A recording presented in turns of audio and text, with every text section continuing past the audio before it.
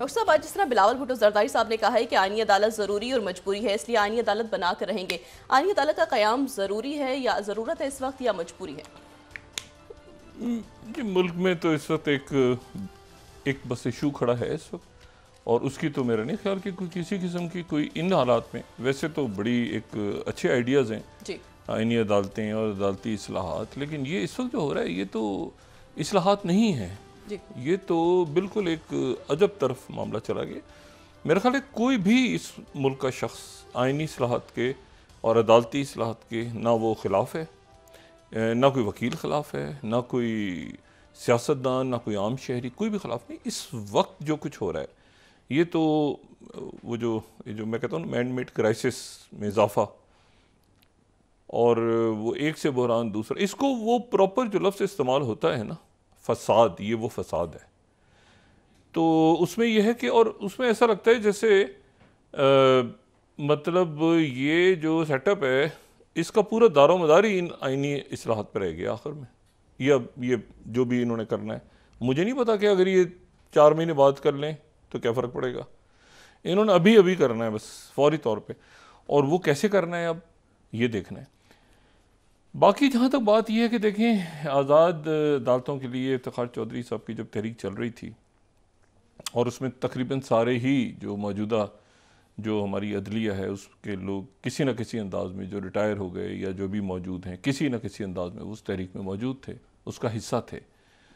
और फिर उसके बाद जो मौजूदा अदालतें हैं, ये तो वही अदालतें फिर आईं जो कि डोगर साहब की जो कोर्ट्स थीं और उनसे वाबस्ता जो लोग थे वो चले गए, और उसके नतीजे में जो दूसरी अदालतें और जज साहिबान ये सारे फिर उसी तरीक़ाकार से वो आए। अब यह है कि और बेनज़ीर भुट्टो साहिबा, उसमें उनका बड़ा कलीदी किरदार था। ये जो अदलिया बहाली तहरीक थी, इफ्तिखार मोहम्मद चौधरी साहब जब घर पे नज़रबंद थे तो बेनज़ीर भुट्टो साहिबा अपने रफ़का के साथ और पीपल्स पार्टी के कारकुनों के साथ उनके घर जाने की भी कोशिश उन्होंने की थी, और वहाँ पे तसादुम भी हुआ था पुलिस से। नवाज़ शरीफ साहब जो हैं वो बाद में जो है उन्होंने अदलिया बहाली तहरीक जब चल रही थी, वो और ख़ान साहब और एतज़ाज़ एहसन साहब और अचक ज़ई साहब और ये तमाम शख्सियात जो हैं ये उसका हिस्सा थे, जमात इस्लामी भी उसका हिस्सा थी। तो अब यह है कि उसी के तहत ये सारा जो सिलसिला था आज़ाद अदलिया के भी जजेस की अपॉइंटमेंट कैसे होनी चाहिए, तो वो फिर अदालतों ने अपने हाथ में लिया था। और ये जो है ये मुमकिन नहीं है कि मतलब किसी भी रियासत में, मतलब सियासतदानों से हट के आप बात करें, ये मुमकिन ही नहीं है कि जो यानी जिनमें मुकदमात हों वो जजेस का गलत हों, बिल्कुल गलत हों मुकदमात, लेकिन मुकदमात हों अदालतों में चल रहे हों और संगीन भी हों। अभी IPPs है ना, अभी IPPs का कट्टा खुलना है ना, तो वो जजेस खुद अपॉइंट करें, और CRPC के केसेस हों, संगीन दहशत गर्दी के मुकदमात हों। मतलब हम इस पार्लियामेंट में बड़े ज़बरदस्त सियासतदान हैं, लेकिन ये है कि ये जो लफ्ज़ इस्तेमाल होता है सियासतदान, तो ये कोई, इसमें बहुत से लोग जो हैं वो सियासत का लिबादा उड़ के भी देखें ना। या तो हम बात यहाँ पे करें फिर नवाज शरीफ साहब सियासतदान है, ठीक है, बेनज़ीर भुट्टो साहबा, जरदारी साहब सियासतदान है ना, मौलाना फजलुर रहमान साहब जमात इस्लामी, लेकिन बाद जो आगे पीछे दाएं बाएं लोग होते हैं तो वो तो बस तो बिल्कुल ही वो तो मतलब माफियाज हैं, पैसे देती हैं, खिलाती हैं, चलाती हैं, पिलाती हैं, तो वो तो मतलब अब ये है कि ये भी तो देखना है ना सारा। तो उनके मुकदमात अगर चल रहे हैं तो वो जो है वो फिर वो कैसे जजेस को, ये एक सवाल है। और दूसरा ये है कि इस वक्त अचानक अदालतों में तो इतनी, वो जो आज बिलावल साहब बात कर रहे थे कि उन्होंने कहा कि मुख्तलिफ जो वकला के ऊपर उन्होंने बात की कि वहाँ से उनके जो चैम्बर्स में से, ये बिल्कुल दुरुस्त, इसमें कोई शक नहीं है।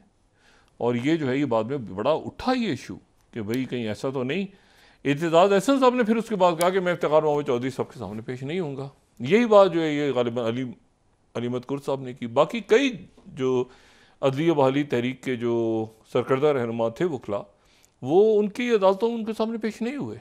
एक प्रिंसिपल स्ट्रांस को बहाल करके फिर अब वो बाकी बात तो क्या है, इधर से क्या है तो उधर क्या। और नवाज शरीफ साहब, ये जो 19वीं तरमीम के ऊपर मामला हो रहा है, तो इस वक्त नवाज शरीफ साहब की हुकूमत है, तो नवाज शरीफ साहब ने ही 19वीं तरमीम करवाई थी, जिसमें अदालत के जो जज साहिबान को जो पावर्स दिलवाई थी, जो बिलावल साहब कह रहे हैं कि गन पॉइंट पे करवाया गया, वो तो नवाज शरीफ साहब उसको लीड कर रहे थे। तो क्या नवाज शरीफ साहब ने गन पॉइंट पे ही करवाया था? तो नवाज शरीफ साहब कर रहे थे ना यहाँ से जब। तो उसके बाद जो एक खामोश, जो मैंने उस दिन भी बात की थी कि 18वीं तरमीम के बाद एक दूसरा मामला भी तय हुआ था, तो नवाज शरीफ साहब उसके अंदर थे। नवाज शरीफ साहब ने करवाया था कि जज साहिबान को ऐसे आना चाहिए, और उसमें वकला भी थे, और उसमें जो है वो जज साहिबान जो मौजूदा हैं वो भी उस तहरीक का हिस्सा थे, और उसमें खान साहब भी थे, उसमें अजहर साहब भी थे, ये सारे लोग, जमात इस्लामी, सारी पार्टियाँ थी उसमें। तो बात यह है कि वो तो उस वक्त तो, और मियाँ साहब की हुकूमत है, तो मुझे ये नहीं समझ में आ रहा कि मियाँ साहब ने कैसे गन पॉइंट पे करवाया होगा 19वीं तरमीम। तो मियाँ साहब ने करवाई थी, उन्होंने कहा ना ज़बरदस्ती करवाई गई थी।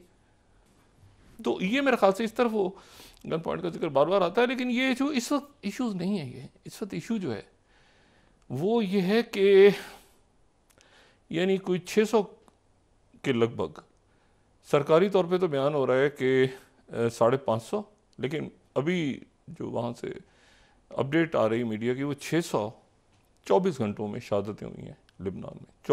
634 दिन की लड़ाई हुई थी जो 2006 में हुई थी। 34 डेज हिजबुल्लाह की और इसराइल की, और 34 दिन की उस जंग में 1100 साढ़े 1100 जो हैं लेबनान से लोग शहीद हुए थे,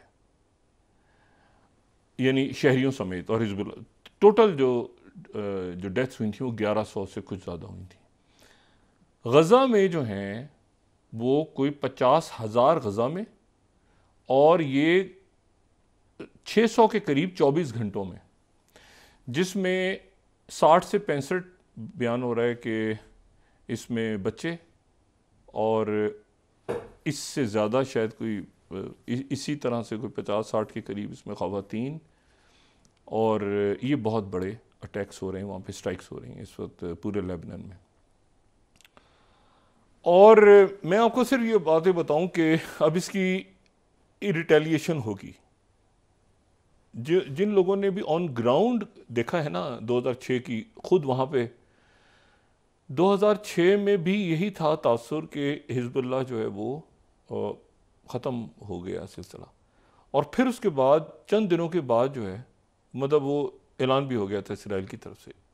मैसिव बॉम्बिंग हुई थी दाहिया के इलाके में, बैरूत में ही बॉम्बिंग हो रही थी। तो उस वक्त ये था कि ऐलान हो गया था, लेकिन ऑन ग्राउंड जिन लोगों ने कवर किया है वहाँ पे मौजूद, उनको मतलब मुझे अच्छी तरह से याद है कि हिल्टन बैरूत में जब मैं चेक इन हुआ हूँ जंग, तो पहले मतलब बात करते करते ऐसा लगा जैसे होटल उड़ गया धमाके से। बाद में पता चला कि वो कोई 1 किलोमीटर दूर बम गिरा है, इतना उसका शीशे वीशे टूट गए होटल के, और जनाब एक वहाँ पे हंगामा।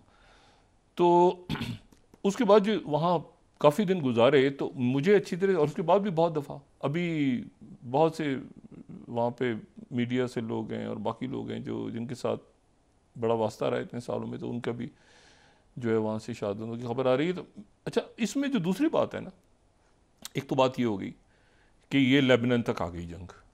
अब यानी अब ये मुल्क है, लेबनान जो है एक मुल्क है, हिजबुल्लाह जो है उसमें एक पार्लिमानी जमात है, तो ये लेबनान तक फैल गई, शुरू हुई गज़ा से, लेबनान आ गया। अच्छा, लेबनान का मैं आपको एक बात सिर्फ ये बताऊं कि लेबनान जो है वो जब सल्तनत उस्मानिया टूटी तो उसके ज़ाहिर है कि फ़्रांस और बरतानिया के दरमियान तकसीम हो गई, स्काई कॉर्ड जो मुआहदा हम कहते हैं।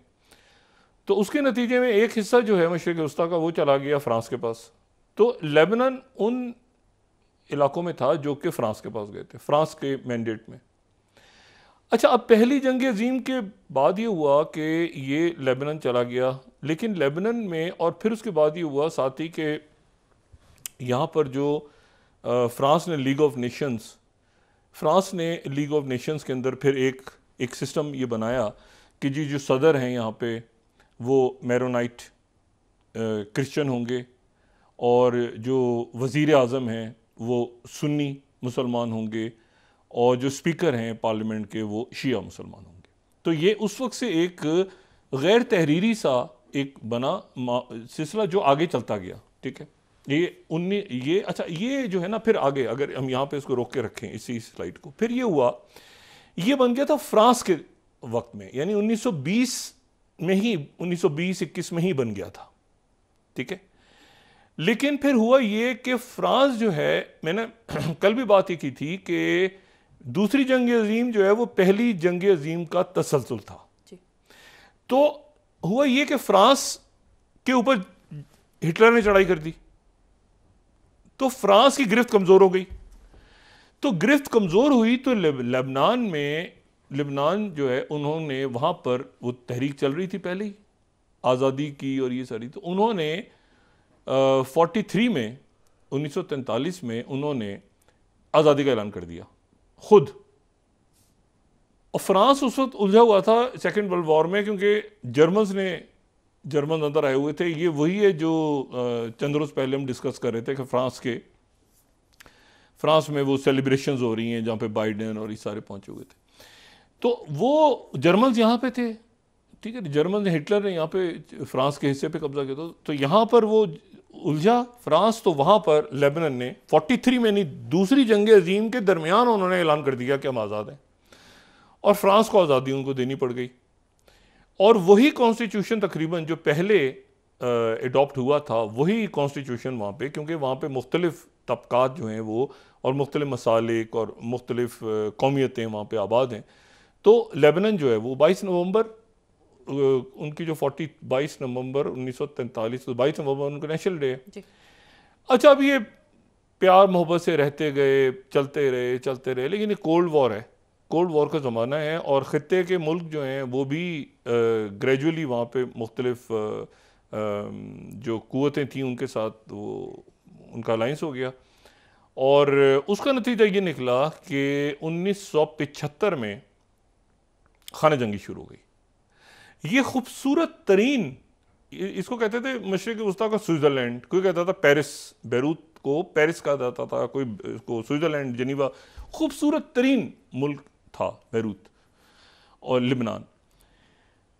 और फिर इसमें खाना जंगी जो है इस तरह से हुई कि जो मैरोनाइट्स थे, जो मैरोनाइट क्रिश्चियंस थे, उनके अच्छा, उसकी वजह क्या बनी? खाना जंगी की वजह ये बनी कि यहाँ पर पहले तो थे ना जो यहाँ के मकामी लोग थे, यानी जो सुन्नी, शिया, दुरूज और उसके बाद ये सारे मैरोनाइट्स।